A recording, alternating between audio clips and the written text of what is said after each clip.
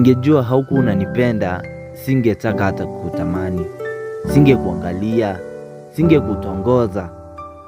Mbona lakini wale watu ambao tunawapenda, tunawadhamini, wakati ambao washajua kwamba huyu mtu ananipenda, huyu mwenza ananipenda, ananidhamini, amenipea kipaumbele katika maisha yake, ndo watu ambao wanatuumiza baadaye. Mbona uumize mtu ambaye katika hii maisha, katika hii dunia yote, wewe ndiye kitu pekee kinachompa raha?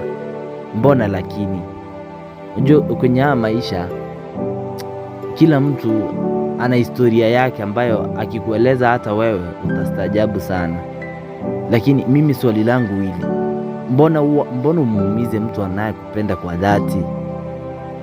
Mtu ambaye anataka mpenzi wa maisha, ama anataka mpenzi ambaye mapenzi yao yataishia kwenye ndoa, huwa anapata mtu ambaye anataka kumcheza, na mtu ambaye anataka kucheza anapata mpenzi ambaye yupo serious na anataka ndoa. Mbona lakini kwenye maisha vitu kama hivi huwa zinatokea? Sijui kwa nini, lakini pia mimi sina jibu. Ndio maana pia mimi najiuliza, mbona tuwaumize wanaotupenda kwa dhati?